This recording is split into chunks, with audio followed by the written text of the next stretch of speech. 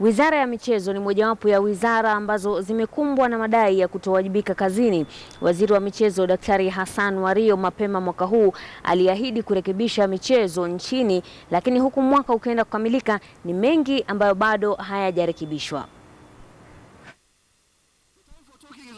2015, my friends, is going to be tough. And if you can't work with us, we'll get rid of you. We'll get another body that will do that job for us as a government. Haya ni matamshi ya Waziri wa Michezo Dr. Hassan Wario katika hafla ya kuwatuza wanamichezo mapema mwaka huu. Matamshi hayo yaliwapa furaha wapenzi wa michezo nchini. Hii ni baada ya baadhi ya mashirikisho yanayosimamia michezo nchini kukumbwa na migawanyiko. Waziri aliahidi kupambana na kutatua shida ambazo zilikumba mashirika hayo. So ladies and gentlemen, 2015 is the year of the red card. Baada ya kuteuliwa, waziri aliapa kuhakikisha kwamba mashirika yote yatasajiliwa na kufuata sheria na kanuni zilizowekwa na msajili wa michezo nchini.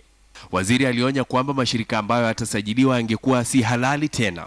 Miezi 8 baadaye, baadhi ya mashirika hayajasajiliwa, ikiwemo shirikisho la kandanda nchini FKF na vilabu 16 vya ligi kuu ya kandanda nchini. Swala hilo liliibua mjadala, huku baadhi wakitaka kufahamu jinsi shirikisho la kandanda nchini lingefanya uchaguzi huku likiwa bado halijasajiliwa. I think football is becoming a lone ranger thing. One person doing everything alone.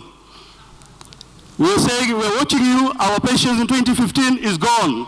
Huku serikali ikijitolea kushughulikia masuala ya timu ya taifa Harambee Stars, mjadala uliibuka kuhusu wajibikaji wa waziri wa michezo baada ya timu hiyo kuchelewa kuondoka nchini kwenda kuchuana na Cape Verde.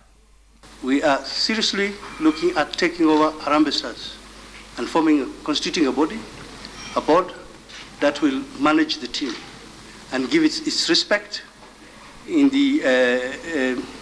Africa, in the world. Miaka miwili baada ya kuchukua usukani katika wizara ya michezo, waziri wa michezo aliapa kurekebisha matatizo yaliyokumba michezo nchini, lakini wengi wamekuwa wakiuliza ni lini waziri huyo atawajibika kwa kulainisha idara ya michezo nchini. Robinson Okenye, KTN Michezo.